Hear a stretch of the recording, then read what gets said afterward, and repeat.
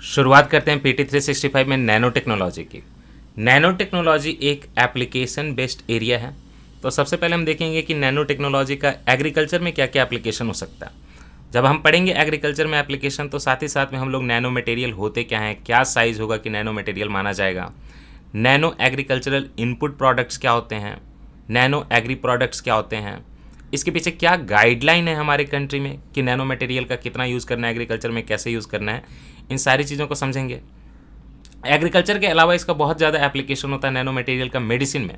तो मेडिसिन में एक ओवरऑल उनका भी देखेंगे कि असेसमेंट क्या क्या एप्लीकेशन हो सकते हैं।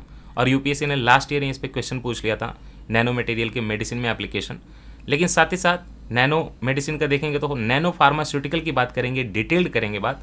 और रूमेटॉइड आर्थराइटिस में नैनो मटेरियल का एप्लीकेशन की एक बड़ी अच्छी न्यूज़ आई है, तो उसके बारे में भी देखेंगे। इसमें से जो है 2-3 साल का जो है आपका मटेरियल कवर होगा। ये रूमेटॉइड आर्थराइटिस वाला पिछले साल का है, फिर भी कवर करेंगे। इसके अलावा देखें तो एक और बड़ा आर्टिकल आएगा, यहाँ पे गोल्ड नैनो पार्टिकल की बात होगी, जिसकी डिटेलिंग मैं करूँगा, चिंता मत करिए। और साथ ही साथ इंडिया में एक नेशनल नैनो मिशन चल रहा है, तो उसके बारे में भी जानना जरूरी है एज ए पॉलिसी मैटर। इसके अलावा छोटे छोटे कुछ चीज़ें होंगी, जैसे नैनो मिसाइल्स क्या होते हैं। ये अनन्या एक डिसइंफेक्टेंट स्प्रे है जो नैनो मटेरियल पे बेस्ड है, तो इसके बारे में जानेंगे। एंजाइम की तरह बिहेव करने वाले नैनो मटेरियल, तो नैनोजाइम्स, उसको देखेंगे। फिर मॉलिबेनम डाइऑक्साइड नैनो मटेरियल का यूज़ करना और उससे क्या क्या चीज़ें कर सकते हैं, इस चीज़ को समझेंगे। तो ये सारे टॉपिक हमें करने हैं। तो चलिए हम शुरुआत करते हैं लेक्चर की सबसे पहले और नैनो टेक्नोलॉजी को एग्रीकल्चर में लेके जाते हैं। इसके पहले हम टॉपिक के कोर में जाएं, पहले तो ये समझे कि नैनो मटेरियल होता क्या है। नैनो, तो नैनोमीटर में इसके साइज़ की बात होगी, लेकिन कितना नैनोमीटर। देखिए, अगर ओवरऑल आप बात करें डेफिनेशन की नैनो टेक्नोलॉजी क्या होती है, तो नैनो टेक्नोलॉजी वो फील्ड है साइंस का, अप्लाइड साइंस का, इनफैक्ट टेक्नोलॉजी का, अप्लाइड साइंस का, एप्लीकेशन की बात हो रही है। तो नैनो टेक्नोलॉजी वो फील्ड है अप्लाइड साइंस या टेक्नोलॉजी का, जहाँ पे ओवरऑल आप ये काम करते हैं कि ऐसी मॉलिक्यूल पे, ऐसे मटेरियल पे कंट्रोल करने की कोशिश करते हैं, ऐसे मटेरियल पे कंट्रोल करने की कोशिश करते हैं और यूज़ करने की कोशिश करते हैं जो कि 1 माइक्रोमीटर से लेस साइज़ का हो, ठीक है। और उसमें भी जनरली 1 से 100 नैनोमीटर की बात होगी। आप बात को समझ रहे हैं, ये डेफिनेशन मैंने नैनो टेक्नोलॉजी की बोली है। तो नैनो टेक्नोलॉजी में आप ओवरऑल क्या करते हैं, ऐसे मटेरियल को कंट्रोल करने की कोशिश करते हैं और उसको यूटिलाइज करने की कोशिश करते हैं, आर्टिफिशियल हो, नेचुरल हो, जो भी है, जिसकी साइज जो है जनरली 1 से 100 नैनोमीटर के बीच में है। 1 माइक्रोमीटर से छोटा होना चाहिए, ये बाय रूल है, 1 माइक्रोमीटर से छोटा होना चाहिए, ठीक। ये नैनो टेक्नोलॉजी हो गया। पार्टिकुलरली अगर बात करें नैनो मटेरियल की, तो नैनो मटेरियल वो मटेरियल होगा जो कि एटलीस्ट 1 डायमेंशन में 1 to 100 नैनोमीटर के साइज के बीच फॉल करता है। मतलब मान लीजिए कि कोई चीज़ है, वो बहुत लंबी है, लंबाई उसकी बहुत ज़्यादा है, 1 मीटर है, लेकिन उसकी जो थिकनेस है 1 से 100 नैनोमीटर के बीच में आ रही है, तो उसको भी नैनो मटेरियल ले लिया जाएगा। नैनो मटेरियल एटलीस्ट 1 डायमेंशन में 1 to 100 नैनोमीटर के बीच का साइज होना चाहिए, ये रिक्वायरमेंट फुलफिल होनी चाहिए। लेकिन इसके अलावा अगर उसकी साइज 1000 नैनोमीटर भी है, तब भी 1000 नैनोमीटर के कम की है, तब भी काउंट होगा वो नैनो मटेरियल में, बशर्ते कि उसमें कुछ ऐसी प्रॉपर्टी आ जाए, नई यूनिक प्रॉपर्टी, जो कि उसकी स्मॉल डायमेंशन के कारण है ना, स्मॉल डायमेंशन के कारण। दैट मीन्स कि 1000 नैनोमीटर के ऊपर जाएगा तो उसकी प्रॉपर्टी चेंज हो जाएगी। तो ये जो एक्स्ट्रा ऑर्डिनरी प्रॉपर्टी आ गई, अगर वो 1000 नैनोमीटर के अंदर है, तो अगर एक्स्ट्रा प्रॉपर्टी उसकी डायमेंशन कम होने के कारण आई है, साइज कम होने के कारण आई है, तो उसको भी हम लोग नैनो मटेरियल बोलेंगे। तो ये हो गया nano material, nano technology generally. लेकिन आप क्या याद रखेंगे, generally 1 to 100 nanometre in any 1 dimension, तो वो फिर आपका वो क्या हो जाएगा, नैनो मटेरियल हो जाएगा। अच्छा ठीक है, एक बात तो ये हो गई। तो इंडिया में देखिए नैनो मटेरियल को यूज़ करने के लिए जो है गाइडलाइन आई हुई है, मिशन आया हुआ है। उस मिशन की बात करते हैं तो वो मिशन है नेशनल नैनो मिशन। इसको लॉन्च किया गया था 2007 में। तो पहले उसके बारे में देखते हैं, इसको डिलीट करके। नेशनल नैनो मिशन कब आया इंडिया में, याद रखेंगे ना, 2007 में। तो ये करता क्या है मिशन, ये मिशन ओवरऑल ये देखता है कि नैनो टेक्नोलॉजी का यूज़ कहाँ कहाँ कर सकते हैं आप, सेफ ड्रिंकिंग वाटर में यूज़ करें। ये इसका मिशन है कि हम लोग नैनो टेक्नोलॉजी का यूज़ करके सेफ ड्रिंकिंग वाटर इंश्योर करें, right, safe drinking water ensure करें। साथ ही साथ नैनो टेक्नोलॉजी का यूज़ वो लोग बोल रहे हैं कि मटेरियल डेवलपमेंट के लिए करें। कई तरह का मटेरियल हो सकता है, बायो मटेरियल हो सकता है, स्पेस का मटेरियल हो सकता है, ऐसे मटेरियल डेवलप किए जाएं जो कि नैनो टेक्नोलॉजी पे बेस्ड हो। 1000 नैनोमीटर तक भी चलेगा अगर साइज के कारण यूनिक प्रॉपर्टी आई है तो। अच्छा, सेंसर डेवलपमेंट, नैनो मटेरियल का बहुत अच्छा यूज है सेंसर बनाने का, पता है बड़े अच्छे सेंसर बनते हैं, और आजकल तो बोलते हैं कि सुगंध वगैरह सब कुछ पकड़ लेंगे ये लोग, ऐसा सेंसर डेवलपमेंट होता है। ड्रग डिलीवरी में यूपीएससी ने आपसे पूछ लिया कि ड्रग डिलीवरी नैनो मटेरियल से हो सकती है कि नहीं हो सकती है, तो ड्रग डिलीवरी में भी यूज़ कर सकते हैं। इन चीज़ों को जो है प्रमोट करना है, यही है नेशनल नैनो मिशन 2007 का काम। इसकी इंप्लीमेंटिंग एजेंसी क्या है?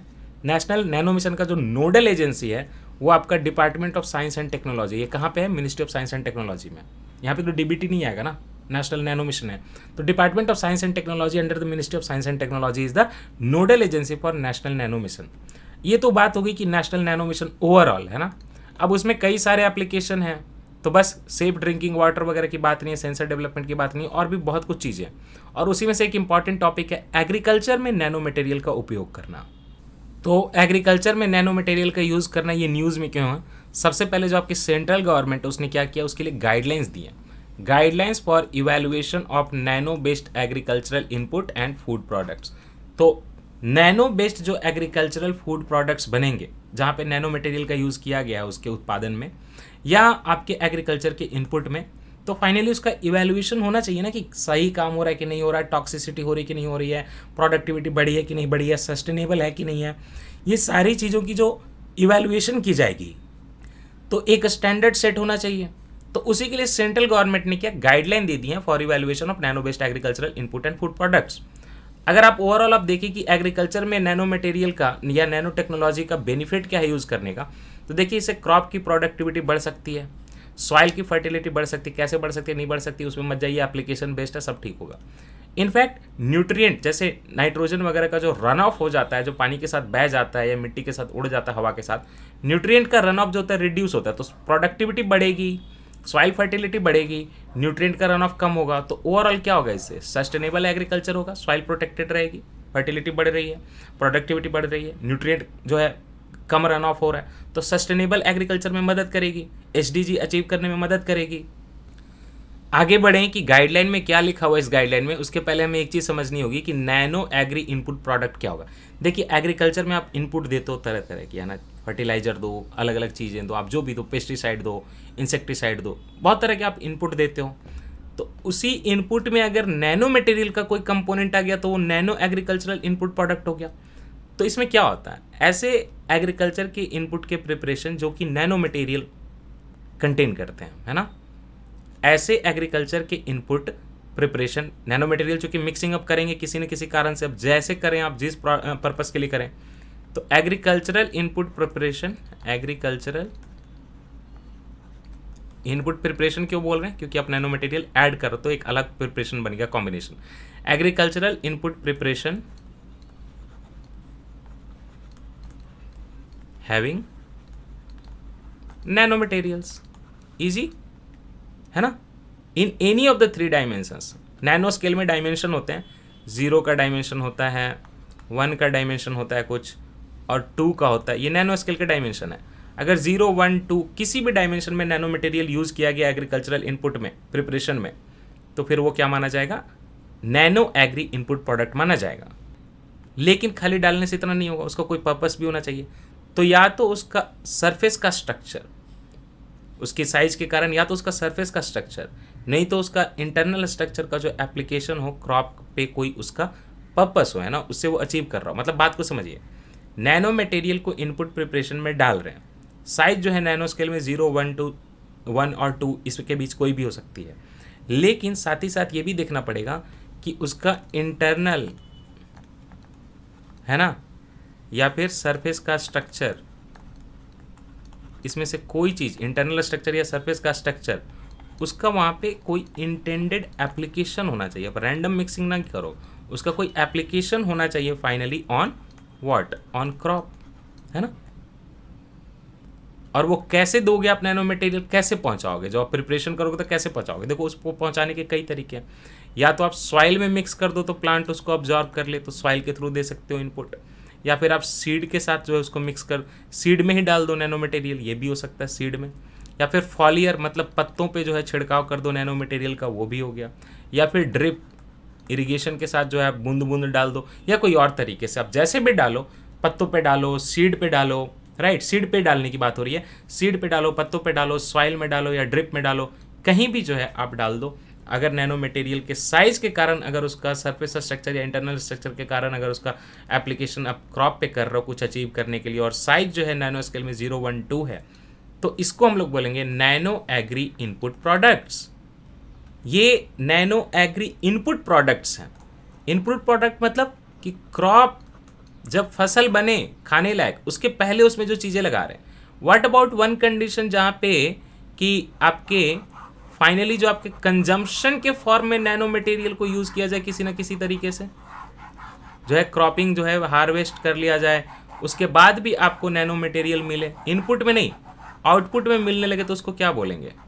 उसको बोलेंगे हम लोग, उसको बोलेंगे नैनो एग्री प्रोडक्ट्स। चूँकि इनपुट नहीं अब, तो हम उसको क्या बोलेंगे? Nano agree products. सिंपल, एक ही चीज़ थी, नैनो एग्री प्रोडक्ट्स बोलेंगे, है ना, राइट। तो उसको हम लोग आई हटा दीजिए, एनएपीज बोलेंगे। तो नैनो एग्री प्रोडक्ट्स क्या हो? वो भी उसी तरह का एग्रीकल्चरल प्रिपरेशन होगा कंटेनिंग नैनो मटेरियल, जिसके 3 डायमेंशन होंगे, 0, 1 और 2 इन नैनो स्केल, जिसका इंटरनल और सरफेस स्ट्रक्चर जो है।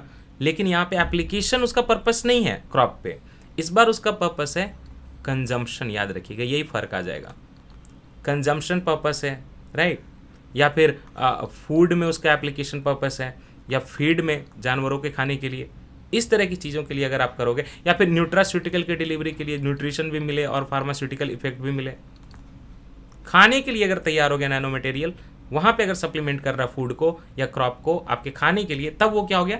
नैनो एग्री प्रोडक्ट्स हो गया। समझिए कि एग्रीकल्चर से निकल रहा है ऐसा प्रोडक्ट जो कि उसमें नैनो मटेरियल है, आप उसका कंजम्पशन करें फूड में, फीड में या न्यूट्रास्यूटिकल की तरह, तो ऐसा जो एग्रीकल्चरल प्रोडक्ट है उसको हम लोग नैनो एग्री प्रोडक्ट्स कहेंगे, एनएपीज कहेंगे।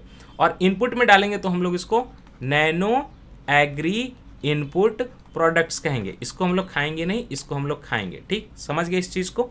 अब आ जाइए कि इस गाइडलाइन में क्या लिखा हुआ है। अब इस गाइडलाइन को हमें समझने में दिक्कत नहीं आएगी। पहले तो ये बात कि सेंटर की जो गाइडलाइन आई है evaluation of nano based agricultural input and food products की, तो ये अप्लाई किस किस पे होंगी? तो देखिए, एप्लीकेशन की अगर बात करें कि किस किस पे अप्लाई होगी, तो जो अभी आपने पढ़ा ना, नैनो एग्री इनपुट प्रोडक्ट्स, आपने उसको समझ लिया, उस पे अप्लाई होंगी। हाँ, अप्लाई होंगी। अच्छा, नैनो एग्री प्रोडक्ट्स जिसको हम लोग खाएंगे, ऑब्वियसली उस पे अप्लाई होगी। और साथ ही साथ क्या इतनी चीज़ें नहीं, नैनो कंपोजाइट भी होते हैं, 2 तरह के नैनो मटेरियल को मिला के बनाने के लिए, तो नैनो कंपोजाइट्स पे भी अप्लाई होगा। साथ ही साथ जो सेंसर्स बनाए गए थे नैनो मटेरियल के, थोड़ी देर पहले जो पढ़ा था कि सेंसर भी बनाए जाते हैं, उस पर भी अप्लाई होगा, है ना। ये सारी चीज़ें जो कि क्रॉप के डायरेक्ट कॉन्टैक्ट में आती हैं, फूड, फीड, डेटा, ये सारा जो है आएगा। और ये सेंसर क्या होता है? सेंसर अगर क्रॉप के डायरेक्ट कॉन्टैक्ट में आ रहा है डेटा जनरेशन के लिए, क्रॉप के डायरेक्ट कॉन्टैक्ट में अगर सेंसर आ रहा है या नैनो कंपोजाइट, तो उनको भी इंक्लूड किया जाएगा। नैनो एग्रीकल्चरल इनपुट प्रोडक्ट तो काउंट होंगे ही, नैनो एग्रीकल्चर प्रोडक्ट्स तो काउंट होंगे ही, ये तो खाना है और फसल में लगाना है। इसके अलावा नैनो कंपोजाइट और सेंसर अगर ऐसे हैं कि उसका हम लोग इस तरह से यूज़ कर रहे हैं कि डेटा गैदरिंग के लिए सेंसर जो काम कर रहा है उस टाइम पे वो क्रॉप के डायरेक्ट कॉन्टैक्ट में आ रहा है, तो फिर हमें जो है वहाँ पे उसकी इवैल्यूएशन के गाइडलाइन को फॉलो करनी पड़ेगी, क्योंकि ये फूड का मामला है, राइट। रिस्क नहीं ले सकते हम टॉक्सिसिटी का या और भी किसी चीज़ का। अच्छा, व्हाट अबाउट कि ऐसे ही हम लोग नॉर्मल क्रॉपिंग कर रहे हैं, लेकिन आपको पता है कि नॉर्मल क्रॉपिंग में भी कुछ इंसिडेंटल नैनो मटेरियल आ सकते हैं, नेचुरली आ सकते हैं। कोई भी चीज़ में कुछ ना कुछ तो वहाँ पे मिलावट आ ही सकती है ना, आपके न चाहते हुए भी। इसीलिए तो हर जगह देखें कि तो आप परमिसिबल वैल्यू होती है, जैसे आर्सेनिक ही है, आर्सेनिक है, ये बड़ा आपका वाटर ख़राब कर रहा है।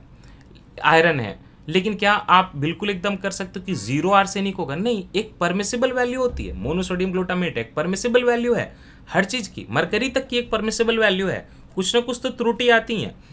तो नॉर्मल कन्वेंशनल क्रॉपिंग कर रहे थे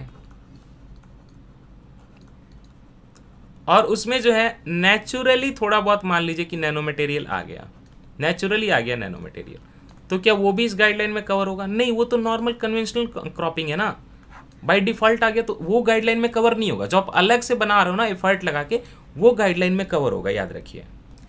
तो पर्पस क्या है इस पूरे जो गाइडलाइन का पर्पस क्या, ऑब्जेक्टिव्स क्या है? देखिए पहला तो ये ऑब्जेक्टिव है कि जो रिसर्चर्स हैं इस चीज़ में जो लगे हुए हैं उनको एक स्टैंडर्ड यहाँ पे मिल गया फॉलो करने को।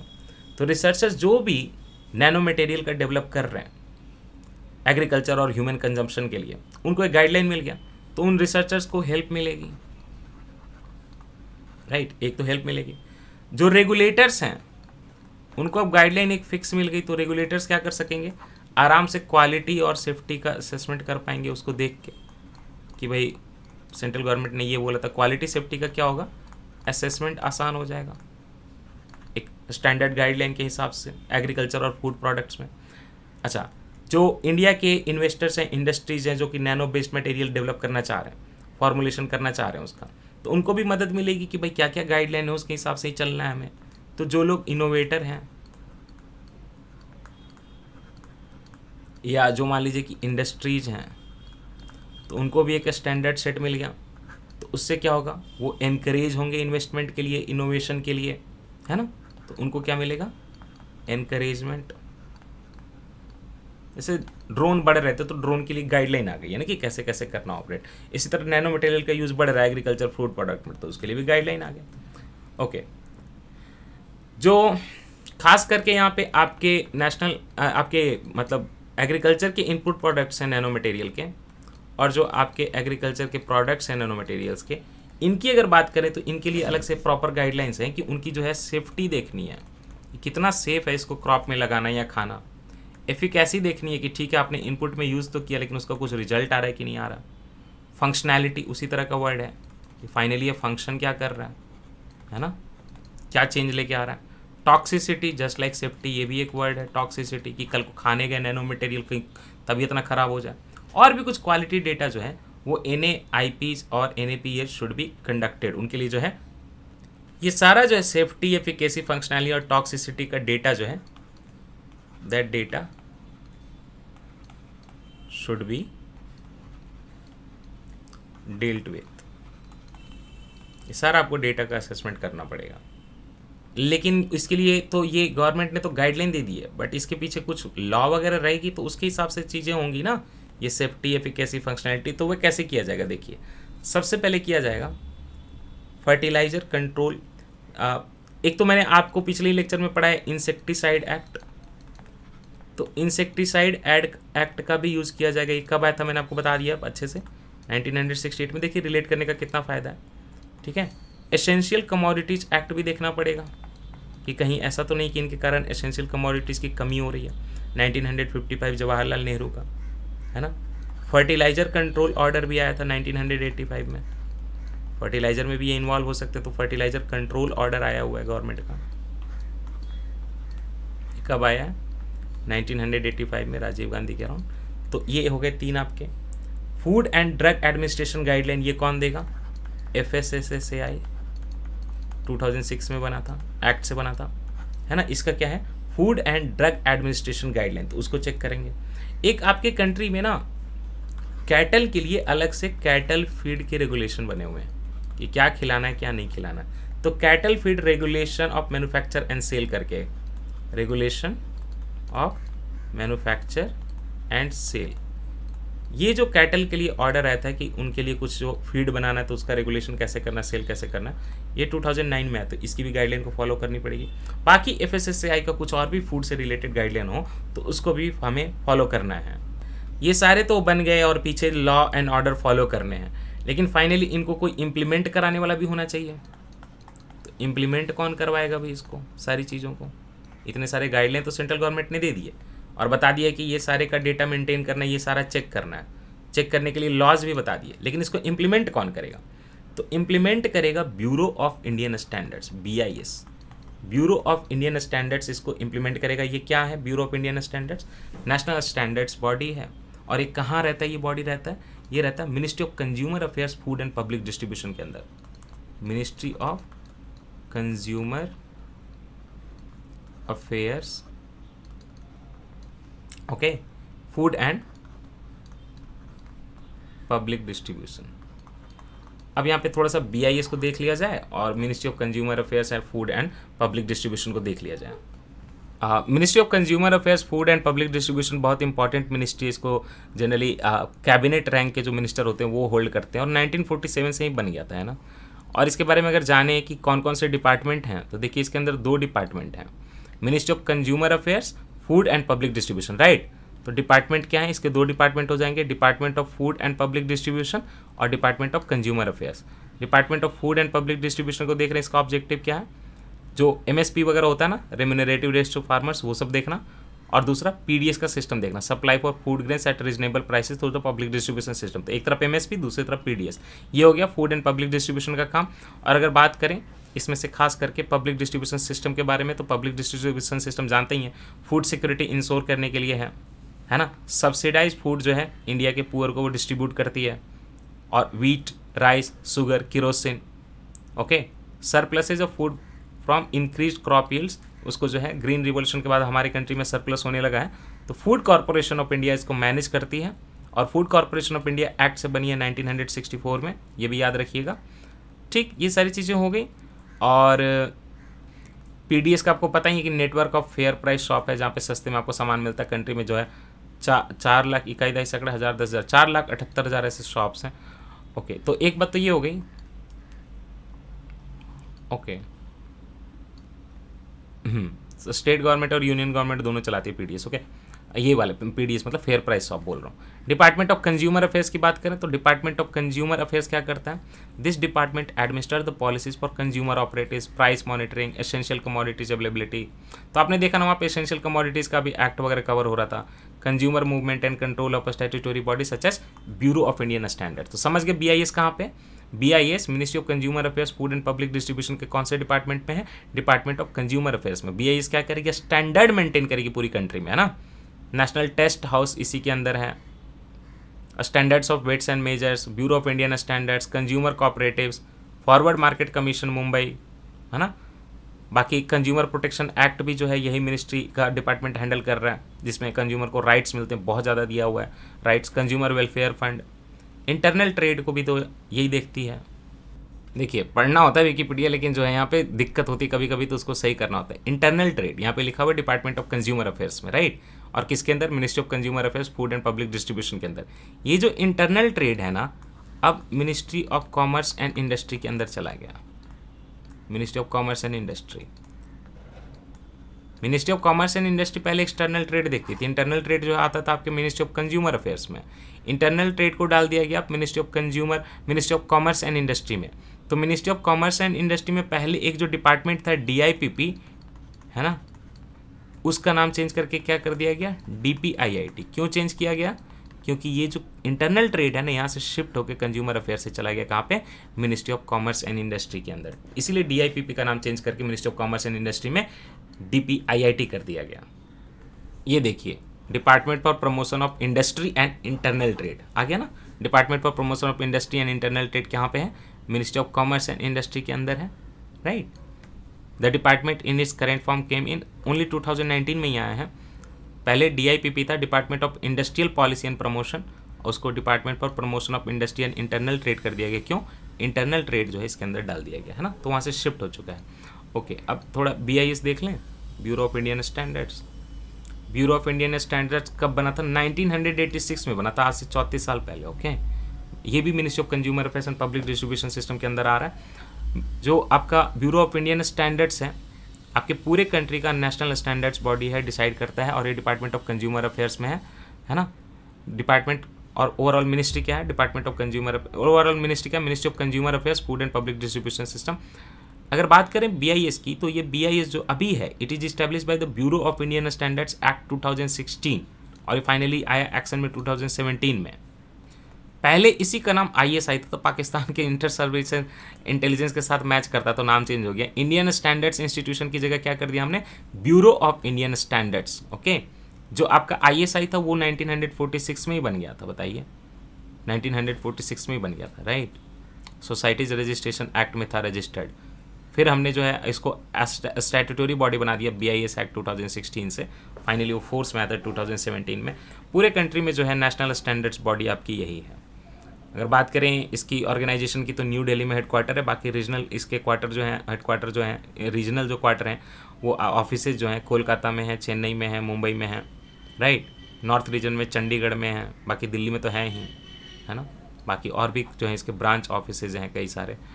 ये आपकी कंट्री में जो है कई तरह का स्टैंडर्ड सेट करती है BIS, बहुत चीज़ों में आप इसको देखेंगे स्टैंडर्ड सेट करते हुए। और UPSC कभी कभी पूछ देता है कि किस किस चीज़ में जो है ये अपना स्टैंडर्ड सेट करती है, ओके। उसके लिए ऑब्वियसली इसके लिए काफ़ी कुछ रिसर्च वगैरह की भी सुविधा इसको दी गई है, okay. That's it I think. अच्छा, तो इतनी जब गाइडलाइन आई है तो ऑब्वियसली कुछ कंसर्न होगा तभी गाइडलाइन आई है। तो नैनो टेक्नोलॉजी का जब आप यूज़ करेंगे एग्रीकल्चर में तो कुछ कंसर्न पैदा होती है। पहली कंसर्न, चूंकि आपने वहाँ पे देखा ना टॉक्सिसिटी वगैरह को मेजर करना है, तो देखिए प्लांट में जो टॉक्सिसिटी होती है ना उसको हम लोग फाइटोटॉक्सिसिटी बोलते हैं। प्लांट का मतलब फाइटो, उसमें टॉक्सिसिटी, जहर आ जाना। नैनो मटेरियल जो हैं कई बार प्लांट में फाइटोटॉक्सिसिटी दे सकते हैं, फिर आप उसको खाएंगे तो आप में भी टॉक्सिसिटी हो सकती है। कई बार वो रिएक्ट कर सकते हैं प्लांट के केमिकल के साथ अपने, तो रिएक्टिविटी हो सकती है उसमें, है ना। एनवायरनमेंट को जो है हार्म कर सकते हैं, इस तरह की चीज़ें हो सकती हैं। फिर ये है, ये तो फाइटोटॉक्सिसिटी प्लांट में। व्हाट अबाउट जब उसको इंसान या एनिमल खा ले तो उसके सेल में चला जाएगा तो साइटोटॉक्सिसिटी हो सकती है। सेल का मतलब क्या होता है, साइटो, तो साइटोटॉक्सिसिटी हो सकती है। अच्छा, हो सकता है कि जीन पे इम्पैक्ट कर दे, जीन पे इम्पैक्ट कर दे तो जेनोटॉक्सिसिटी हो सकती है। हालांकि ये सब अभी पूरा प्रूव नहीं हुआ है कुछ, बट फिर भी तो सेलुलर मान लीजिए कि बहुत छोटा नैनो मटेरियल सेल में चला गया तो हो सकता है कि साइटोटॉक्सिसिटी, जीनोटॉक्सिसिटी भी कॉज कर दे। देन ये है कि अगर विड्थ और हाइट का अगर आप रेशियो देखेंगे नैनो मटेरियल का तो बहुत हाई होता है, हाई एस्पेक्ट रेशियो होता है ना, जैसे कि यूट्यूब के वीडियो बनाते हैं, है ना। तो चूंकि एक डायमेंशन पे कंप्रेशन की बात होती है तो हो सकता है कि एक तरफ से आपको पतला दिखे लेकिन लेंथ बहुत ज़्यादा हो जाए, तो ऐसी कंडीशन बन सकती है ना। तो कभी कभी आपको तो देखने में बहुत पतला लगेगा, दिखेगा भी नहीं, लेकिन लेंथ ज़्यादा हो सकती है, ऐसी कंडीशन बन सकती है क्योंकि एक ही डायमेंशन की बात हो रही है। दोनों डायमेंशन में तो भी नैनो मटेरियल वो होगा 1 से 100 नैनोमीटर में, लेकिन एक भी डायमेंशन में अगर वो 1 to 100 नैनो मटेरियल है, 100 नैनोमीटर है, तो भी वो नैनो मटेरियल काउंट होगा, ठीक ना। और दूसरी बात की कई बार इसकी बायो ड्यूरेबिलिटी हो सकती है नैनो सेलुलोज की। नैनो मटेरियल जो है वैसा ही नैनो सेलुलोज हुआ, जैसे प्लांट में सेलुलोज होता है तो नैनो सेलुलोज बनाया जाता है, तो कई बार वो स्टिफ होता है, बायोड्यूरेबल होता है, नॉर्मल सेलुलोज की तरह डिग्रेडेबल नहीं होता। फिर ये है कि insufficient economic interest, regulatory issues and public opinion. आपको पहले ही बोला ना कि इसमें बहुत ज़्यादा इंडस्ट्रीज आप देखिए तो कंट्री में बहुत इन्वॉल्व नहीं है, हालांकि बहुत इमर्जिंग फील्ड है, लेकिन इंडिया में हर कुछ इमर्जिंग होता कुछ नहीं है।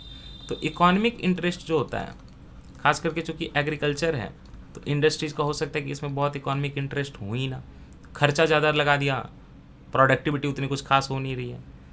रेगुलेटरी इश्यूज़ फिर भी आ सकते हैं, आपने इतने गाइडलाइन तो दे ही दिए, लेकिन इंडिया में रेगुलेटरी इश्यूज़ होते हैं हमेशा, ग्राउंड लेवल पे जब इम्प्लीमेंट होता है नहीं ठीक से किया, रेगुलेटरी इश्यूज़ नहीं हैंडल किए तो दिक्कत आ जाएगी। दूसरी बात है कि ये जो है इमर्जिंग साइंस है ना, तो इसका पूरा लाइफ साइकिल असेसमेंट की पूरा एक मान लीजिए कि 10 साल तक नैनो मटेरियल ने कैसा काम किया, इसकी डेटा ही अभी अवेलेबल नहीं है, तो लाइफ साइकिल असेसमेंट करना मुश्किल है। लैक ऑफ नॉलेज है यहाँ पे, डेवलपमेंट के मेथड के बारे में बहुत जानकारी नहीं है, वो भी चल ही रहा है अभी, इमर्जिंग साइंस बोला तो ही। Reduce important bacterial diversity, it might reduce important bacterial diversity. Nano pesticide use कर दिया, हो सकता है कि बैक्टीरियल डाइवर्सिटी को ही घटा दे, क्योंकि बहुत छोटे लेवल का है तो माइक्रो ऑर्गेनिज्म पे भी इम्पैक्ट कर जाएगा। तो बैक्टीरियल डाइवर्सिटी भी कभी इंपॉर्टेंट होती है, फर्टिलाइजर की तरह भी काम करते हैं ना, तो ये आप समझिए नाइट्रोजन सिंथेसाइजिंग बैक्टीरिया जैसे कि, तो इन सब के लिए खतरनाक हो सकती है। तो ये एक कंसर्न है, ये सारे आप चाहें तो नोट कर लें, मेंस में यूज़ होगा। ऐसे कुछ नाइट्रोजन फिक्सिंग बैक्टीरिया जिनका आप नाम जानना चाहें तो आप याद रखें, राइजोबियम हो गया। इसके अलावा ब्रैडी राइजोबियासी भी होती है, तो राइजोबियम के आगे ब्रैडी लगा दीजिए, उसके आगे आप चुपचाप राइजोबियम याद रख लीजिए, चलेगा, ठीक है ना। और ब्रैडी राइजोबियम भी होता है, ब्रैडी राइजोबियासी भी होता है, ये सारे जो नाइट्रोजन फिक्सिंग के लिए काम करते हैं। और भी कई एग्जाम्पल होते हैं। राइजोबियम बहुत यूज़ होता है, लेगुमिनस जो क्रॉप होते हैं ना, दलहन, उसमें होता है ये। अच्छा, एक चीज़ यहाँ पे कि मैंने ये बताया था कि ये एग्रीकल्चरल इनपुट, इनके नैनो मटेरियल का जब फ़ायदा बता रहा था एग्रीकल्चर में, तो मैंने बोला था कि न्यूट्रिएंट रन ऑफ को कम करेंगे ना, न्यूट्रिएंट का जो रन ऑफ हो जाता है, जो सॉइल से न्यूट्रिएंट चला जाता है, उस रन ऑफ को कम करेंगे। तो कैसे करेंगे, देखिए ये बहुत नैनो मटेरियल है छोटे छोटे, तो इनके लिए आपको बल्क में अप्लाई नहीं करना पड़ेगा, बल्क में अप्लाई नहीं करना पड़ेगा तो ऑब्वियसली उसकी लॉस भी कम होगी। नॉर्मल जो केमिकल इनपुट आप डालते हो क्रॉप पे वो बल्क में डालते हो, नैनो मटेरियल बहुत लो लेवल में डालोगे तो वो रन ऑफ उसका ग्राउंड वाटर में नहीं होगा, है ना। तो इसके साथ एनवायरमेंटल का पॉल्यूशन भी कम हो जाएगा, रन ऑफ नहीं होगा तो एनवायरमेंटल पॉल्यूशन भी कम हो जाएगा। नॉर्मल फर्टिलाइजर पेस्टिसाइड चले जाते हैं पूरे जो है, क्योंकि आप बल्क में डालते हो। ओके, ये सारी चीज़ें हैं। सॉइल फर्टिलिटी के अलावा अगर बात करें, देखिए नैनो मटेरियल की अगर बात करें एग्री फूड एरियाज में, है ना, तो जैसे मेडिकल में नैनो का यूज़ नहीं होता, नैनो ट्यूब का ड्रग डिलीवरी के लिए, राइट, मेडिकल में जैसे यूज़ होता है। फुलेरिन्स में होता है नैनो मटेरियल, फुलेरिन्स इनका यूज़ होता है। नैनो फिल्ट्रेशन यूज़ करते हैं, हाई लेवल की माइक्रोस्कोपिक फिल्ट्रेशन होती है। ये टेक्निक जो है ना, ये आपके बाकी रिसोर्स मैनेजमेंट एग्रीकल्चर फील्ड में भी यूज़ हो सकती है ना। प्लांट में भी आप ड्रग डिलीवरी कर सकते हो प्रॉपर, जैसे ह्यूमन में करते हो नैनो मटेरियल का यूज़ करके। तो ये सारे तरीके फ़ायदे कर सकते हैं वहाँ पे। अब एग्रीकल्चर में तो बात हो गई कि नैनो टेक्नोलॉजी का कैसे यूज़ करें, लेकिन इस बार का PT 365 आप पढ़ेंगे तो आपको नैनो फार्मास्यूटिकल नहीं मिलेगा। UPSC का फेवरेट है, तो पिछले वाले से जो है इसको भी मैंने इंक्लूड कर लिया, कुछ नहीं छोड़ रहा, मैं सब कुछ कवर कर रहा हूँ 3-4 साल का जितना भी आया हुआ है। तो नैनो फार्मास्यूटिकल पढ़ेंगे, तो नैनो फार्मास्यूटिकल में वही चीज़ हुई है जो कि एग्रीकल्चर में हुई है। एग्रीकल्चर में गाइडलाइन आई है ना कि कैसे करना है चीज़ों को, उसी तरह यहाँ पे जो डिपार्टमेंट ऑफ बायोटेक्नोलॉजी है DBT, उसने गाइडलाइन इशू की है नैनो फार्मास्यूटिकल के लिए। डिपार्टमेंट ऑफ बायोटेक्नोलॉजी कहाँ पे है, ministry of science and technology में। रट गया ना, अब कितना रटाऊंगा। उन्होंने गाइडलाइन क्या दी है, उसी तरह इन्होंने भी गाइडलाइन दी है, guidelines for evaluation of nano pharmaceuticals in India. वो था एग्रीकल्चर में, ये guidelines for evaluation of nano pharma, आगे लगा दीजिएगा, स्यूटिकल्स, एक ही वर्ड है, ओके, फार्मास्यूटिकल्स इन इंडिया। ये किसकी है गाइडलाइन, DBT की गाइडलाइन है नैनो फार्मास्यूटिकल्स के लिए। ओके, तो नैनो फार्मास्यूटिकल्स क्या होते हैं बताइए, नैनो फार्मास्यूटिकल क्या होंगे। अच्छा, एक चीज़ बताइए कि किसी चीज़ को जब हम लोग नैनो साइज में कन्वर्ट करते हैं, है ना, किसी भी चीज़ को जब हम लोग नैनो स्केल के रेंज में कन्वर्ट करते हैं तो फ़र्क क्या आ जाता है, ऐसा क्या हो जाता है। देखिए, जब किसी चीज़ को आप नैनो स्केल के रेंज में कन्वर्ट करते हैं तो वो इतना छोटा हो जाता है कि उसकी जो है सारी की सारी फिजियोकेमिकल जो है ना, फिजियोकेमिकल प्रॉपर्टीज़ ये चेंज हो जाती हैं। बायोलॉजिकल प्रॉपर्टी अगर हैं तो वो चेंज हो जाती हैं। अगर वो यूनिकली बेनिफिशियल तो नैनो मटेरियल बेनिफिशियल हो जाता है। मैकेनिकल जो उसकी प्रॉपर्टीज़ हैं वो भी चेंज हो जाती हैं, राइट। ऑप्टिकल प्रॉपर्टी चेंज हो जाती हैं उसकी, लाइट के साथ इंटरेक्शन की। इलेक्ट्रॉनिक प्रॉपर्टी चेंज हो जाती है उसकी, ये सारी चेंज हो जाती है। और अगर ये प्रॉपर्टी मान लीजिए कि यूजफुल है जो चेंज हुई, तो आप इसको यूटिलाइज कर लीजिए नैनो स्केल के रेंज में और उससे काम कर लीजिए।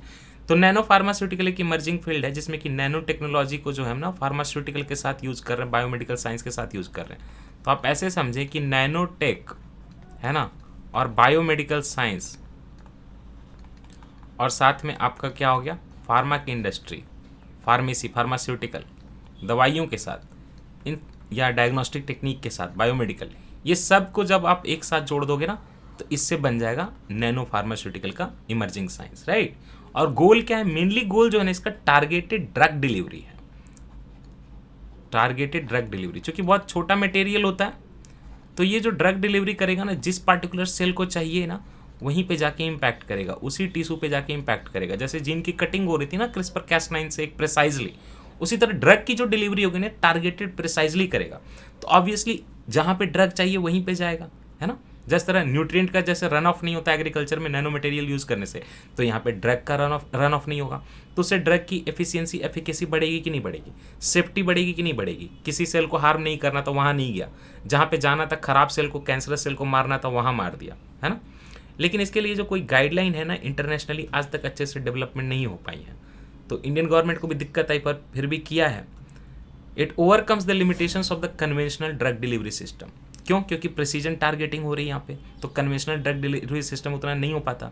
अच्छा, ड्रग डिलीवरी में नहीं है, डिजीज़ की अगर बात करें तो डिजीज़ को डिटेक्ट करने में भी जो है नैनो फार्मास्यूटिकल फील्ड बहुत आगे है ना। मच अर्लियर स्टेज में जो है कर लेता है डिटेक्ट। साथ ही साथ ड्रग डिस्कवरी, जो ड्रग बनाते हैं एक्सपेरिमेंट से, तो ड्रग डिस्कवरी में भी हेल्प करता है।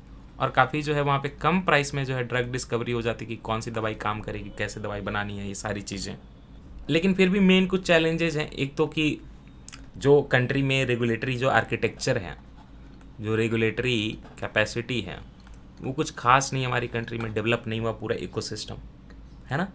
ये प्रॉब्लम है। इंफॉर्मेशन की एसिमेट्री है, किसी को ज़्यादा पता है, किसी को कम पता है। गवर्नमेंट के गाइडलाइन जो हैं लोगों को अच्छे से नहीं पता है, रिसर्चर्स को, तो इन्फॉर्मेशन की एसिमेट्री है, ये भी एक प्रॉब्लम है।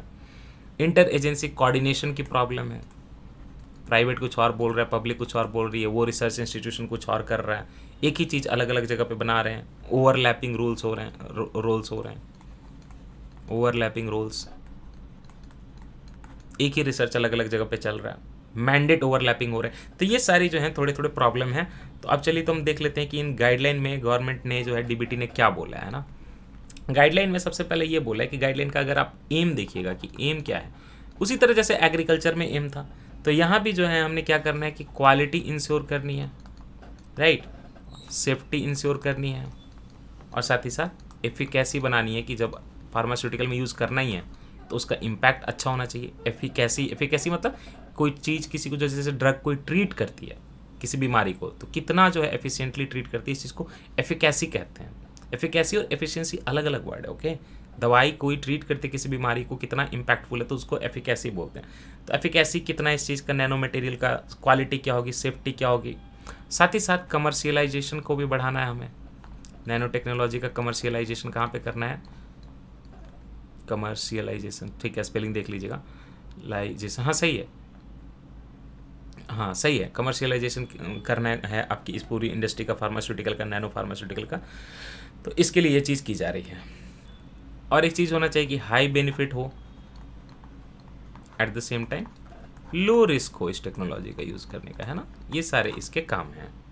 डेफिनेशन होगी नैनो फार्मास्यूटिकल की, वही 1 से 100 नैनोमीटर का प्रिपरेशन होना चाहिए, समझ गया ना, कम से कम एक डायमेंशन में, तो यही होगा, वही डेफिनेशन चलेगा पहला वाला। और अगर 1000 नैनोमीटर तक का हो सकता है, लेकिन 1000 नैनोमीटर तक कब तक चलेगा, जब तक उसके साइज के रिड्यूस करने से उस पर कोई ऐसा इंपैक्ट आया हो जिससे कि एप्लीकेशन हो रहा हो। साइज रिड्यूस करने से अगर इंपैक्ट आया हो तो 1000 नैनोमीटर के छोटा वाला भी चलेगा। 100 नैनोमीटर से 100 नैनोमीटर वाले को भी हम नैनो फार्मास्यूटिकल या नैनो मटेरियल कहेंगे। अच्छा, अगर हम कैटेगराइज करें नैनो फार्मास्यूटिकल्स को तो किस तरह की कैटेगरी बनेगी, देखिए 3-4 तरीके से आप कैटेगराइज कर सकते हैं। अभी जो आप स्क्रीन पे देख रहे हैं उसमें एक है डिग्रेडेबिलिटी के आधार पे, दूसरा है नेचर के आधार पे, तो इन दोनों को डिस्कस कर लेंगे, फिर और भी कुछ कैटेगराइजेशन है उसको भी देख लिया जाएगा। अच्छा, अगर बात करें डिग्रेडेबिलिटी के आधार पे तो ऑब्वियसली एक बायोडिग्रेडेबल नैनो मटेरियल होगा, नैनो फार्मास्यूटिकल होगा, दूसरा नॉन बायोडिग्रेडेबल होगा। जो बायोडिग्रेडेबल होगा उसको खास करके हम लोग ड्रग डिलीवरी में यूज़ करेंगे, है ना, क्योंकि बॉडी में जाना है, और बायोडिग्रेडेबल होगा तो ड्रग डिलीवरी में यूज़ करने में बड़ी आसानी होगी, आराम से डिके हो जाएगा, है ना।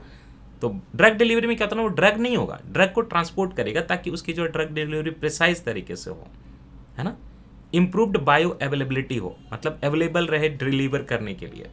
बेटर इनकैप्सुलेशन हो, कैप्सूल बनेगा ना नैनो मटेरियल का, अच्छे से इनकैप्सुलेशन हो। कंट्रोल्ड रिलीज हो, कि एक ही बार नहीं सारा ड्रग रिलीज हो जाए, धीरे धीरे रिलीज हो जितना जितना रिक्वायरमेंट है।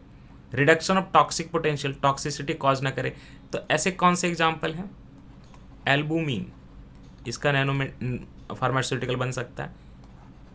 ये इंसेक्ट के स्किन पे होता है, काइटोसन, जिलेटिन, इसका भी बन सकता है नैनो फार्मास्यूटिकल। पॉलीकैप्रोलैक्टोन, LACTON, ये सारे जो है ना बायोडिग्रेडेबल नैनो मटेरियल हैं, ओके। इनका जो है आप ड्रग डिलीवरी वगैरह में यूज़ करिए, शरीर में जल्दी जल्दी ड्रग को रिलीज नहीं करेंगे, टाइम लेके करेंगे। और नॉन बायोडिग्रेडेबल क्या होंगे, वो रिलेटिवली लेस यूज़ होते हैं फार्मास्यूटिकल की अगर बात करें तो, है ना।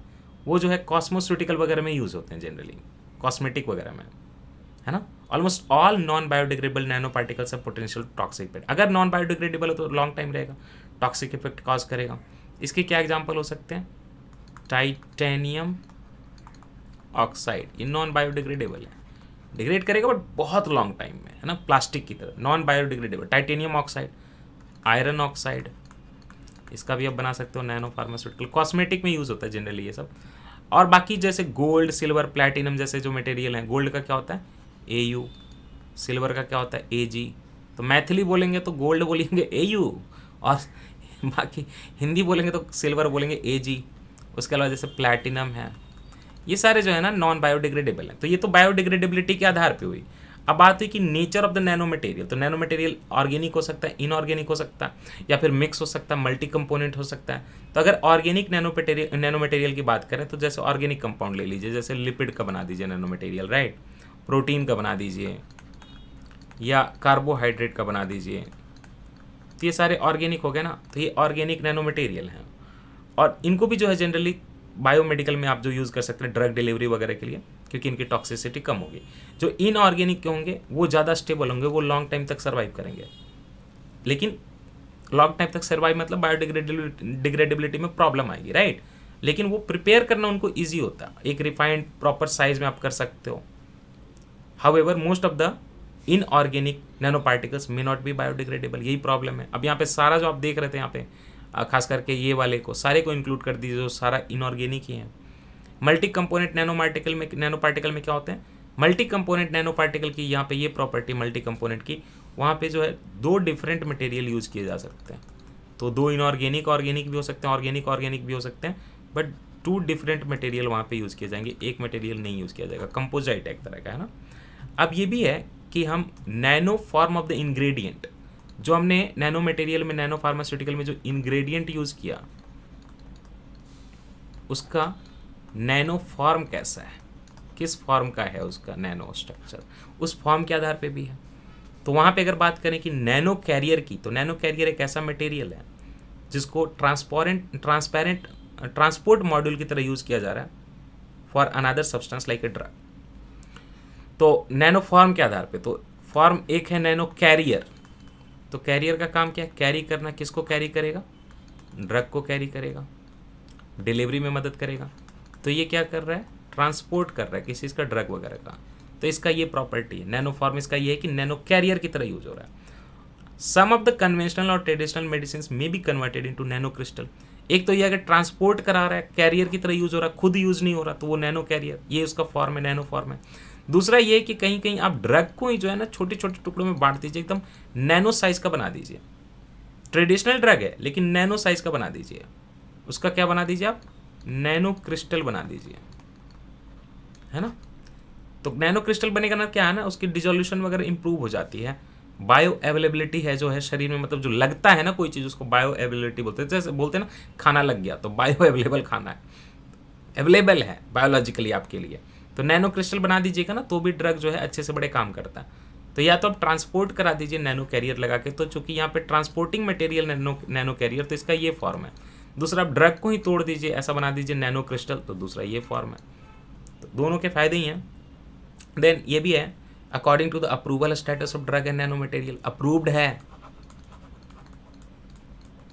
कि पेंडिंग है अप्रूवल, कि नॉन अप्रूव्ड है, अप्रूवल नहीं मिली, डिनाइड अप्रूवल है।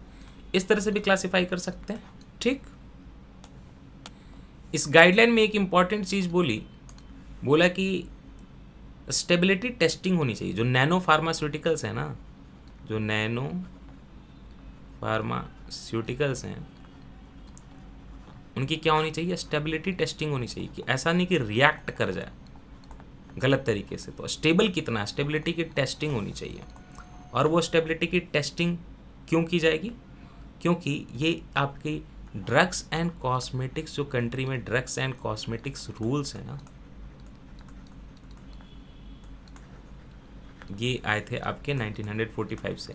कंट्री में आपके ड्रग्स एंड कॉस्मेटिक रूल्स 1945 के हैं। तो उसमें हर जनरल मेडिसिन के लिए ये स्टेबिलिटी टेस्टिंग कराई जाती है। तो नैनो फार्मास्यूटिकल के लिए भी कराई जाएगी। That's it. नैनो फार्मास्यूटिकल में आपको इतना ही पढ़ना है, इससे ज़्यादा जानने की तो जरूरत है नहीं। कुछ छोटे छोटे टॉपिक गोल्ड नैनो पार्टिकल के पहले, एक तो हम पढ़ेंगे अनन्या क्या है। अनन्या ये एक nano technology based disinfectant spray है। अनन्या क्या है, नैनोटेक बेस्ड क्या है ये, डिसइंफेक्टेंट, मतलब इन्फेक्शन करने वाली चीज़, जैसे आपका अल्कोहल होता है ना, उसी तरह से डिसइंफेक्टेड स्प्रे है। लेकिन ये क्या पे बेस्ड है, नैनो टेक्नोलॉजी पे बेस्ड है। और ये न्यूज़ में क्यों आया है कि कोविड-19 के लिए जो इसका यूज़ करने की बात आई, कि उसके लिए डिसइंफेक्शन करने में इसका यूज़ किया जाएगा, सरफेस के लिए, सरफेस डिसइंफेक्शन के लिए अनन्या नैनोटेक बेस्ड स्प्रे का यूज़ किया जाएगा कोविड-19 के दौरान, है ना। ये होता क्या है ना, इतना छोटा होता है कि फैब्रिक के साथ, सरफेस के साथ, प्लास्टिक के साथ या मेटल की सरफेस के साथ, सबके साथ जो है बड़े अच्छे से बाइंड हो जाता है। और अगर बात करें टॉक्सिसिटी की ह्यूमंस के लिए, तो टॉक्सिसिटी जो इसकी एकदम ऑलमोस्ट ज़ीरो है, नेग्लिजिबल है। तो बड़ी अच्छी चीज़ है ना। ये वाटर में मिला के डालते हैं, तो क्या है ये वाटर बेस्ड है। जो स्प्रे है वाटर बेस्ड स्प्रे है। तो आराम से इसको आप मिक्स करें, छिड़काव करें, कोविड से अपने सरफेसेस को बचाएं। फैब्रिक में, प्लास्टिक में, मेटल में disinfectant spray, Ananya nanotech based spray. और इसको डेवलप किसने किया है? Defence institute of advance technology, एक डीम्ड यूनिवर्सिटी है पुणे का। क्या नाम है इसका? Defence institute of advanced technology university है, एक डीम्ड यूनिवर्सिटी है पुणे का। इन्होंने जो है ये Ananya nanotech based disinfectant spray Ananya develop किया है। ठीक, एक ये चीज़ हो गई। फिर मैंने आपको बोला था कि मैं आपको नैनोजाइम बताऊंगा। ऑब्वियसली जैसे एंजाइम होता है वैसे नैनोजाइम होगा। तो जो नैनोजाइम है वो आपके डेवलप किया है Indian institute of sciences, that means कि IISc बेंगलोर में। हर चीज़ तो यहीं डेवलप होती है IISc बेंगलोर में। नैनोजाइम वहाँ के साइंटिस्ट ने डेवलप किया है। नैनोजाइम क्या है तो वो नैनो मटेरियल, बट डिस्प्ले करते हैं एंजाइम लाइक कैरेक्टरिस्टिक, है ना। तो नैनो मटेरियल है, ये तो नाम में ही है। एंजाइम की तरह होते हैं, ये भी नाम में ही है। तो नैनो मटेरियल है and display features of what? Features of enzymes, right. Enzymes क्या करते हैं? बॉडी की रिएक्शन को तेज करते हैं। They can disintegrate the cell membrane of a range of disease causing bacteria. तो एंजाइम ये क्या करेगा? लाइटिक एंजाइम है। जो आपका डिजीज कॉजिंग बैक्टीरिया होगा ना, बैक्टीरिया का भी सेल मेम्ब्रेन होता है, ऐसे बैक्टीरिया है, उसका सेल मेम्ब्रेन है ये बाहर। इस सेल मेम्ब्रेन को क्या करेगा ना, वो तोड़ देगा, लाइसिस कर देगा। लाइसिस कर देगा तो फट जाएगा बैक्टीरिया, बैक्टीरिया जो मर जाएगा। इसको हम लोग क्या कर सकते हैं? इसका यूज़ करके एंटीबायोटिक कम लेंगे, तो एंटीबायोटिक रेजिस्टेंस में ये मदद करेगा कम करने में। एंटीबायोटिक कम लेनी पड़ेगी, हम लोग क्या करेंगे? ये एंजाइम का यूज़ कर लेंगे, नैनोजाइम का। IISc ने आपके लिए बना दिया। ओके, रूमेटॉइड आर्थराइटिस की अगर बात करें, रूमेटॉइड आर्थराइटिस की, तो उसमें भी जो है नैनो पार्टिकल यूज़ करने की बात आ रही है ना। Nano particles to reduce severity of the rheumatoid arthritis. Rheumatoid arthritis होता क्या है? देखिए, ये आर्थराइटिस में क्या होता है ना कि आपकी बॉडी की इम्यूनिटी ना आपके खिलाफ काम करने लगती है। तो ये क्या है? ऑटो इम्यून डिसऑर्डर है। ऑटो इम्यून डिसऑर्डर है ना। आपके जॉइंट, फीट, हैंड, ये सबको जो है इम्पैक्ट करता है। होता क्या है कि इसमें पेशेंट में ना जिंक की जो लेवल होती है ना, वो जो है लो हो जाती है। जिंक लेवल लो होने से क्या होता है? इम्यूनिटी कम हो जाती है, ऑटो इम्यून डिजीज बन जाता है, अपने खिलाफ जो है काम करने लगता है। जिंक लेवल इसीलिए इंपॉर्टेंट होता है ना। कोविड के दौरान बहुत लोग जिंक और आपके सिट्रिक एसिड वगैरह की चीज़ें ले रहे थे, नींबू, जिंक, ये सब सारी चीज़ें होती हैं। साइंटिस्ट ने ये फॉर्मुलेट किया है कि ये नैनो पार्टिकल, जो अभी थोड़ी देर पहले जो मैंने बायोडिग्रेडेबल नैनो पार्टिकल बताया था ना, काइटोसन, इंसेक्ट की स्किन वगैरह पता, ये काइटोसन का यूज़ करके ये रूमेटॉइड आर्थराइटिस के लिए ट्रीट करने के लिए इन्होंने बनाया है। क्या बनाया है? नैनो मटेरियल बनाया है। उससे रूमेटॉइड आर्थराइटिस को चेक करेंगे, ट्रीट करेंगे। ये एक ऑटो इम्यून डिसऑर्डर है जिसमें कि जिंक का लेवल कम हो जाता है और बॉडी अपने खिलाफ ही काम करने लगती है। जॉइंट वगैरह में पेन होता है। आर्थराइटिस आप लोग जानते ही हैं ना। तो काइटोसन जो है वहाँ पे लोडेड है जिंक ग्लूकोनेट से, है ना। काइटोसन में क्या लोड किया गया हमने? Zinc gluconate. अब जैसे ही जिंक ग्लूकोनेट डालेंगे तो बॉडी में जिंक की डिलीवरी हो जाएगी। जिंक का लेवल बढ़ेगा तो auto immune disease, rheumatoid arthritis घटेगा, कम होगा, है ना। सीवियरिटी कम हो जाएगी। ट्रीट पूरा नहीं होता ये अभी तक, कम हो जाएगी। और काइटोसन की अगर अलग से बात करें प्रॉपर्टी की, तो काइटोसन क्या होता है? पॉलीसेक्राइड है। मैंने बोला ना ये इंसेक्ट वगैरह पे होता है, तो क्रस्टेशियंस पे होता है एक्चुअली। क्रस्टेशियंस जो एनिमल, आप क्रस्टेशियन ये सब होंगे, क्रैब, श्रिम्प वगैरह, आर्थ्रोपॉड के अंदर ही आता है क्रस्टेशियन। तो क्रैब, श्रिम्प वगैरह की जो स्किन होती है ना, उस पर ये होता है काइटोसन, है ना। ऐसे तो पॉलीसेक्राइड है, याद रखें। काइटोसन क्या है? पॉलीसेक्राइड है। क्रस्टेशियंस में क्या होता है? ये पॉलीसेक्राइड मतलब शुगर मॉलिक्यूल का पॉलीमर है, राइट। सेक्राइड का पॉलीमर। तो ये पॉलीसेक्राइड है जो कि एक्सोस्केलेटन होता है, बाहर की जो स्किन होती है क्रस्टेशियंस की, उसमें होता। अच्छा, पहले ही पढ़ लिया कि बायोडिग्रेडेबल है तो अच्छा रहेगा, बायो कॉम्पेटिबल भी, ऐसे कोई दिक्कत नहीं आएगी कॉम्पेटिबिलिटी में, नॉन टॉक्सिक है ना, और म्यूको एडेसिव है नेचर में, है ना, म्यूकस से जो एडेशन हो जाता है इसका। ये सारी चीज़ें हो गई। और इसको डेवलप किसने किया है ये जानिए। देखिए ऐसे तो आप देखेंगे कि पिछला वाला जो आपने पढ़ा था दैट मीन्स कि नैनोजाइम, वो IISc ने किया था। उसके पहले आपने पढ़ा अनन्या, वो डेवलप किया किसने, defence institute of advance technology Pune का, डीम्ड यूनिवर्सिटी ने। अगर बात करें इस चीज़ की कि काइटोसन से हम लोग ट्रीट कर रहे हैं किस चीज़ को, रूमेटॉइड आर्थराइटिस को, जिंक की डिलीवरी करके, जिंक ग्लूकोनेट की डिलीवरी करके, और उसके लिए यूज़ कर रहे हैं हम लोग क्रस्टेशियंस के बाहर की स्किन में जो पॉलीसेक्राइड होते हैं, काइटोसन यूज़ कर रहे हैं। अब इसको डेवलप किसने किया है, institute of nano science and technology एक अलग से है, इसको डेवलप किया किसने, institute of nano science and technology. मैं सिंपल शॉर्ट में लिख देता हूँ, नैनो साइंस एंड टेक्नोलॉजी। ये ना आपके मोहाली में है, इन्होंने डेवलप किया है। ऑटोनोमस इंस्टीट्यूट है किसके अंदर, department of science and technology के अंदर, institute of nano science and technology, उन्होंने डेवलप किया। एक और चीज़ है छोटी सी, वो चीज़ है मॉलिबेनम डाइऑक्साइड। मॉलिबेनम डाइऑक्साइड, अगर आप स्पेलिंग नहीं जानते हैं तो मॉलिबेनम की स्पेलिंग मॉली करके उसके बाद BD और लास्ट में ENUM ऐसे होता है, मॉलिबेनम। मॉलिबेनम में D साइलेंट होता है ना, मॉलिबेनम। मॉलिबेनम डाइऑक्साइड हो गया ये 2 ऑक्साइड। ये क्या है, एक लो कॉस्ट एफिशिएंट कैटलिस्ट है to generate hydrogen from water. ये क्या करेगा, वाटर से तोड़ के हाइड्रोजन जनरेट कर देगा। और ये प्रोसेस जो होगी, कॉस्ट क्या होगी इसकी, लो होगी, एफिशिएंसी क्या होगी इसकी, हाई होगी। तो बड़ा यूजफुल हो गया, क्योंकि हाइड्रोजन जैसे निकालेंगे तो हाइड्रोजन को फ्यूल की तरह यूज़ करने की बात हो रही है, लेकिन हाइड्रोजन निकालने में दिक्कत हो रही है। वाटर से जब लाइसिस करके बनाया जाता है तो उसमें बहुत खर्च आता है, बड़ी प्रॉब्लम है।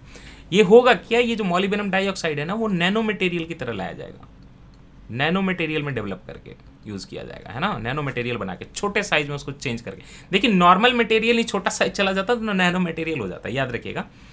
ओके, ये नैनो मटेरियल क्या करेगा, आपके हाइड्रोजन एटमॉस्फेयर में ही रहेगा, can reduce energy input to bring about water splitting with great efficiency. तो वाटर स्प्लिटिंग होगी और उसकी एनर्जी की रिक्वायरमेंट कम होगी। ज़्यादा टेक्निकल डिटेल मुझे भी नहीं पता और जानने की जरूरत भी नहीं है।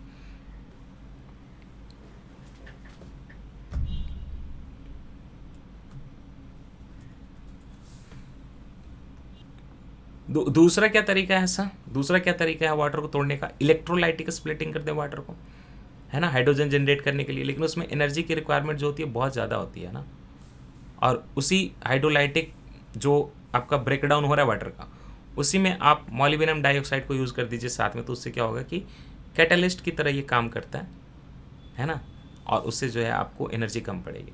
हाइड्रोजन क्या है कि फ्यूचर का एक क्लीन एनर्जी, सस्टेनेबल एनर्जी की तरह यूज़ होने वाला है। तो ये ज़रूरी है कि हम पानी से हाइड्रोजन को तोड़ने की जो है कम एनर्जी में कोई टेक्निक निकाले, तो उसमें ये जो है मदद करेगा। इससे कार्बन की फुटप्रिंट घटेगी जब हाइड्रोजन आएगा, इसको फ्यूल की तरह यूज़ करेंगे तो फॉसिल फ्यूल नहीं यूज़ होगा। तो ये सारी चीज़ें हो गई।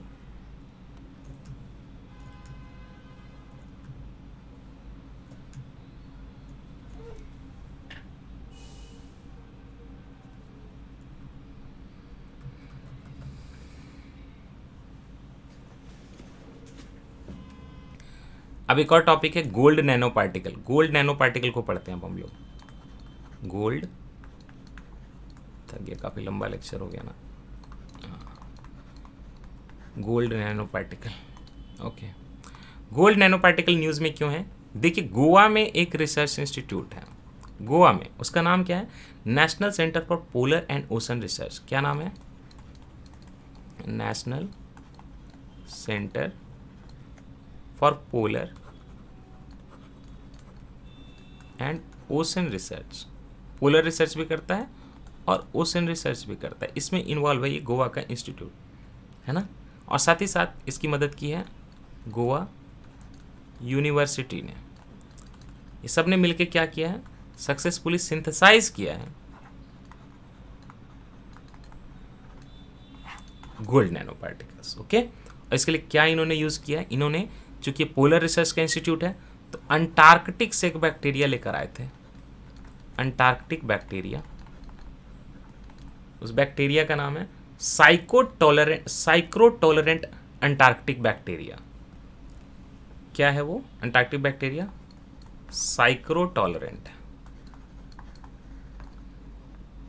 यहीं पे क्वेश्चन उठेगा कि ये साइक्रो टॉलरेंट क्या होता है। टॉलरेंट तो समझ गए, सह लेगा, बट साइक्रो टॉलरेंट क्या? साइक्रो टॉलरेंट का मतलब ये है ऐसे ऑर्गेनिजम्स जो कि 0 डिग्री सेल्सियस पे भी ग्रो कर सकते हैं, 0 डिग्री सेल्सियस पे ग्रो कर सकते हैं ना। ऑप्टिमम ग्रोथ तो उनका देखिए मे बी 20 डिग्री सेल्सियस पे होगा, बट 0 डिग्री सेल्सियस पे भी ग्रो कर सकते हैं। ऐसे ऑर्गेनिजम्स को जो हम लोग साइक्रो टॉलरेंट कहते हैं। तो इसको वहाँ से लेकर आए और फिर उसकी मदद से हमने क्या सिंथेसाइज कर लिया, उसकी प्रोसेस आपको नहीं जाननी है, गोल्ड नैनो पार्टिकल सिंथेसाइज कर लिया। अब गोल्ड नैनो पार्टिकल सिंथेसाइज कर लिया तो अब उसका उपयोग जानना पड़ेगा कि भाई गोल्ड नैनो पार्टिकल से क्या होता है, कि इसके फायदे हैं। देखिए सबसे पहले तो ये जो गोल्ड नैनो पार्टिकल्स है ना, किस तरह के नैनो मटेरियल हैं, ये बायोकॉम्पेटिबल हैं। दैट मीन्स कि आपकी बॉडी में जाएंगे तो कॉम्पेटिबिलिटी का इशू नहीं आएगा, है ना, कॉम्पेटिबिलिटी का इशू नहीं आएगा। दैट मीन्स कि बायोकॉम्पेटिबल है ना, ऑर्गेनिज्म में जाएंगे तो बॉडी उसके खिलाफ रिएक्ट नहीं करेगी। हाई सरफेस एरिया है, सरफेस एरिया अगर हाई है तो कहीं भी इसको रिएक्शन करवाना, इसका उपयोग करना होगा तो बड़ी अच्छी बात है। वॉल्यूम टू सरफेस एरिया जो होता है, ये स्टेबिलिटी इनकी हाई है, मोर स्टेबिलिटी है, तो तुरंत रिएक्ट नहीं करेंगे, है ना। साथ ही साथ याद रखिएगा कि नॉन टॉक्सिक भी हैं। तो बड़ी हेल्प की साइक्रो टॉलरेंट अंटार्कटिका के बैक्टीरिया ने गोवा के इंस्टीट्यूट को। साथ ही साथ gold nano particles are melted at lower temperature पे क्या करते हैं, ये मेल्ट कर जाते हैं। लोअर कितना लोअर होगा, 300 डिग्री सेल्सियस, ओके। बट ये जानकर मतलब आप परेशान मत होइए, नॉर्मल गोल्ड की अगर बात करते हैं तो 1400 डिग्री सेल्सियस पे मेल्ट होता है ना, उस हिसाब से ये सही है।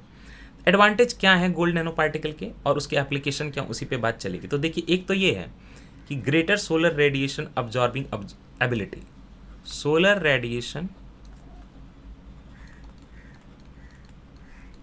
अब्जॉर्प्शन जो होता है इनमें ज़्यादा होता है। अब आप खुद सोच लीजिए इसका उपयोग, खुद सोचिए। सोलर रेडिएशन का अगर ज़्यादा ये अब्जॉर्प्शन कर रहे हैं तो फोटोवोल्टेइक सेल के मैन्युफैक्चरिंग में काम आ जाएगा, है ना। सोलर एनर्जी फोटोवोल्टेइक सेल में अगर आप इसको लगा दोगे गोल्ड नैनो पार्टिकल को, तो सोलर रेडिएशन को ज़्यादा अब्जॉर्ब करेगा ना, तो अच्छा फोटोवोल्टेइक सेल बनेगा। इसकी जो ऑप्टिकल प्रॉपर्टीज होती है ना, वो भी यूनिक होती हैं। ऑप्टिकल प्रॉपर्टी यूनिक होने से क्या होगा, आप जो है इसको लाइट के साथ इंटरेक्शन के हिसाब से जो है, चूंकि यूनिक प्रॉपर्टीज है ऑप्टिकल, तो लाइट के साथ ये डिफरेंटली इंटरेक्ट करेगा। थेराप्यूटिक जो इमेजिंग की जाती है देखने के लिए कि डिजीज कहाँ हुआ है, कैसा हुआ है, डायग्नोस्टिक वगैरह में इसका यूज़ कर सकते हो। थेराप्यूटिक इमेजिंग, है ना, detection and diagnosis of disease, देख सकोगे सही से तो चीज़ों को समझ भी पाओगे कि कहाँ कहाँ पे डिजीज लोकेटेड है, सेल लोकेटेड, तो बायो लेबलिंग कर पाओगे आप। साथ ही साथ देख पाओगे सही से तो आप टारगेटेड ड्रग डिलीवरी भी कर पाओगे गोल्ड नैनो पार्टिकल का यूज़ करके, है ना। डायग्नोस्टिक में तो आप समझ ही गए, डिजीज के डायग्नोस्टिक में यूज़। अच्छा, इलेक्ट्रॉनिक इंडस्ट्री में भी बहुत यूज़फुल होता है ये। इलेक्ट्रॉनिक इंडस्ट्री में क्यों यूज़फुल है भाई? इलेक्ट्रॉनिक इंडस्ट्री में ये इसलिए यूज़फुल है क्योंकि साइंटिस्ट ने एक ट्रांजिस्टर ही बनाया है। ट्रांजिस्टर का नाम क्या है? NOMFET। साइंटिस्ट ने जो ट्रांजिस्टर बनाया है उसका नाम है नॉमफेट, और इसका मतलब क्या है? Nano particle organic memory field effect transistor. और उसको कैसे बनाया है? Using gold nano particle. आप इसको अगर पूरा लिखना चाहें नॉमफेट को तो nano particle organic memory field effect transistor, field effect transistor. ये जो इलेक्ट्रॉनिक चीज़ बनी है nano particle organic memory field effect transistor, इसको बनाया ही गया गोल्ड नैनो पार्टिकल का यूज़ करके। और nano particle organic field memory effect transistor करता क्या है? ये जो है आपके ह्यूमन साइनेप्स होते हैं, है ना। एक नर्वस सेल होता है, नर्वस सेल का स्ट्रक्चर ऐसे होता है, डेंड्राइट्स होते हैं, एक एक्सॉन होता है, ऐसे करके एक नर्वस सेल जो दूसरे नर्वस सेल के साथ इंटरेक्ट करता है ना, तो बीच में जो गैप होता है जहाँ पे इलेक्ट्रिक पोटेंशियल जंप करता है उसको हम लोग साइनेप्स बोलते हैं। ये जो ट्रांजिस्टर है बिल्कुल उसका मिमिक कर लेता है ना। तो सिग्नल जो ऐसे न्यूरॉन टू न्यूरॉन ट्रांसफर होता है ना, है ना, उसी तरह से ये भी जो है ट्रांसफर करता है। खास क्या है इसको मिमिक करने का, जो न्यूरॉन का साइनेप्स में सिग्नल ट्रांसफर होता है ना, उसका स्पीड और स्ट्रेंथ जो सिग्नल का होता है न्यूरॉन टू न्यूरॉन ट्रांसफर होने के टाइम पे चेंज होता है।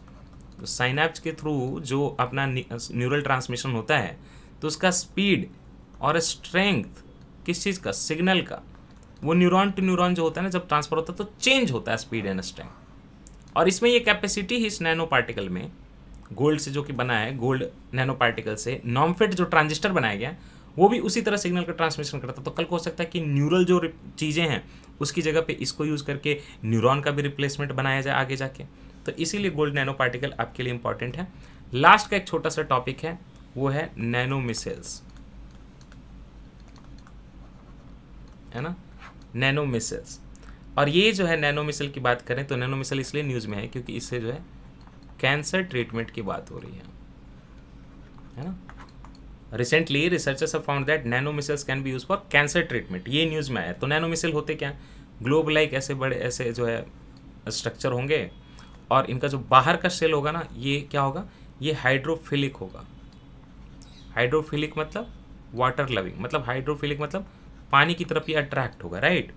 और जो अंदर का होगा ना कोर जो इंटीरियर होगा वो क्या होगा, वो हाइड्रोफोबिक होगा। अंदर का जो है वो हाइड्रोफोबिक होगा तो अंदर सब चला जाएगा हाइड्रोफोबिक, और बाहर जो होगा हाइड्रोफिलिक होगा, इंटीरियर बाहर हाइड्रोफिलिक अंदर होगा हाइड्रोफोबिक। तो ये जो डुअल प्रॉपर्टी है ना इससे ड्रग डिलीवरी बड़ी अच्छे से होती है, क्योंकि आप देखेंगे आपके जो सेल का स्ट्रक्चर है उसमें भी हाइड्रोफिलिक और हाइड्रोफोबिक कंपोनेंट होते हैं। तो इससे क्या होगा, ड्रग डिलीवरी होगी जो वो प्रॉपर होगी, अच्छी होगी, राइट।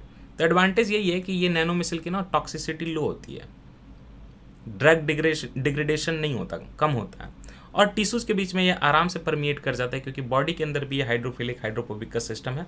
और इसकी बात करें तो साइड इफेक्ट भी कम होते हैं। तो ये सारे इसके फ़ायदे हैं। अब मैंने अपनी तरफ से काफ़ी कुछ पढ़ा दिया, मैंने आपको 3 साल का जितना भी आता 3-4 साल का सब पढ़ा दिया, हर जगह से पढ़ा दिया। लेकिन आप पे एक जिम्मेदारी है, प्लीज़ इस वीडियो के नीचे आप कमेंट करिए और मैं ये रिक्वेस्ट करूँगा कि आप 3 चीज़ों का मुझे डिस्क्रिप्शन दीजिए। और चूँकि यूपीएससी ने इससे रिलेटेड क्वेश्चन पूछे हैं और कभी भी पूछ सकता है तो डिस्क्रिप्शन दीजिए, और उस चीज़ की क्या एप्लीकेशन है, उसकी क्या प्रॉपर्टीज़ है, ये पूरा होना चाहिए। इट शुड बी एटलीस्ट मतलब 8-10 लाइन तो वहाँ पे डिस्क्रिप्शन होना चाहिए। किस चीज़ का है मैं बता रहा हूँ। पहली चीज़ है कार्बन नैनो ट्यूब, इसके क्या एप्लीकेशन है, खास करके फार्मास्यूटिकल इंडस्ट्रीज़ वगैरह में बायोडिग्रेडेबल होता है कि नहीं, ये सारी चीज़ें बताइए। पिछले साल क्वेश्चन आ चुका है कार्बन नैनो ट्यूब। दूसरा इसी से मिलता जुलता है फुलेरीन्स, इसके बारे में भी बताइए। और थर्ड इसी से मिलता जुलता एक है ग्राफीन। ये 3 चीज़ों का जो है डिस्क्रिप्शन आप 8-10 लाइन लिख के कॉपी पेस्ट करें जैसे करें, लेकिन अच्छा रहेगा कि आप पढ़ें उसके बाद जो है कॉपी पेस्ट करें तो अच्छा रहेगा, सॉर्टेड रहेगा। तो ये कमेंट सेक्शन में आप लिख दीजिए, बाकी लोगों को भी हेल्प करेगा। आप एक्सप्लोर करेंगे तो आपको भी हेल्प करेगा, कुछ तो खुद से करना है। तो इसी के साथ ये लेक्चर होता है समाप्त, है ना। अब नेक्स्ट में हम लोग मिलेंगे तो इंटेलेक्चुअल प्रॉपर्टी राइट्स करेंगे, IPRs। Thank you so much, take care, मुस्कुराते रहिए, खुश रहिए, है ना, happy, take care, bye bye.